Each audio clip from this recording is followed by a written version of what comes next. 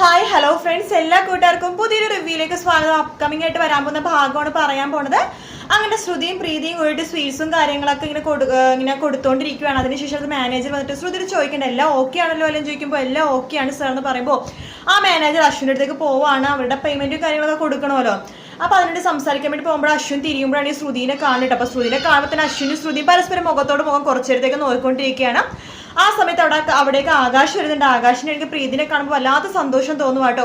അതിനുശേഷം ആകാശ് ആരും ഇല്ലാത്ത സമയത്ത് പ്രീതിയുടെ സംസാരിക്കാനൊക്കെ പോകുന്നുണ്ട്. പ്രീതി ആ സമയത്ത് ആകാശിനോട് പറയുന്നുണ്ട്, വളരെയധികം നന്ദിയുണ്ട്, നിങ്ങൾ അന്ന് എനിക്ക് ആ ടവല് തന്നില്ലേ, അതെനിക്ക് അന്ന് പൂജയുടെ സമയത്ത് ആണ് മനസ്സിലായത്, നിങ്ങളാണ് ആ ടവൽ എനിക്ക് സമ്മാനിച്ചത് പറയുമ്പോൾ ആകാശ് ഇങ്ങനെ പറയാൻ വരുന്നുണ്ട്. അത് ഞാൻ പിന്നെ ഇങ്ങനെ പറയാൻ വരുമ്പോഴേക്കും ആകാശിന്റെ ഫ്രണ്ട്സിനെ വിളിച്ചോണ്ട് പോകാം. അപ്പൊ ആ സമയത്ത് ആകാശ് പറയുന്നുണ്ട്, ഒരു 2 മിനിറ്റ് ഞാൻ വരാമെന്ന് പറഞ്ഞിട്ട് അവിടെ നിന്ന് പോകുക കേട്ടോ.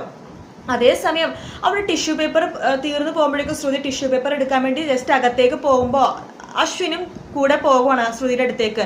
അത് ശ്രുതി അടുത്ത് ചോദിക്കണ്ട്, നീ പാലക്കാടേക്ക് തിരിച്ചു പോകും, ഇനി ഒരിക്കലും ഈ നാട്ടിലേക്ക് വരില്ല, നിങ്ങളുടെ കൺമുമ്പിൽ വരില്ല എന്നൊക്കെ പറഞ്ഞിട്ട് നീ എന്തിനാ പിന്നെ ഇവിടെ നിൽക്കണേന്ന് ചോദിക്കുമ്പോൾ അതെന്റെ ഗതികേട് കൊണ്ടാണ് ഞാൻ നിൽക്കണേന്ന് ശ്രുതി പറയുവാണ്. അതിനുശേഷം ശ്രുതി പറയുന്നുണ്ട്, ഞാൻ ഒരിക്കലും അറിഞ്ഞില്ല നിങ്ങളുടെ വീട്ടിലേക്കാണ് ഞാനിന്ന് സ്വീറ്റ്സ് കൊണ്ടുവരുന്നത്. ഈ ഓർഡറൊക്കെ എടുത്ത് ഫുഡും കാര്യങ്ങളൊക്കെ ഉണ്ടായി കഴിഞ്ഞപ്പോഴാണ് ഇവിടെ എത്രനെ തൊട്ട് മുമ്പാണ് ഞാൻ അറിഞ്ഞത് ഇവിടേക്കാണെന്ന്. അതുകൊണ്ട് വരേണ്ടി വന്നു, ഇനി ഒരിക്കലും അല്ലെങ്കിൽ ഞാൻ ഈ വീണ്ടും പടി ചവിട്ടില്ലായിരുന്നു എന്നൊക്കെ ശ്രുതി പറയുമ്പോൾ അശ്വിൻ പറയുന്നുണ്ട്, ദേ നീ ഒരു സമയത്ത് എൻ്റെ ജോലി സ്ഥലത്ത് ഒരു എംപ്ലോയി ആയിരുന്നു, അത് നിനക്ക് ഓർമ്മ വേണമെന്ന് പറയുമ്പോൾ എംപ്ലോയി വെച്ചാൽ ഞാൻ നിങ്ങളുടെ കാല് പിടിക്കണോ എന്നൊക്കെ രീതിയിൽ ശ്രുതിയും സംസാരിക്കുകയാണ്.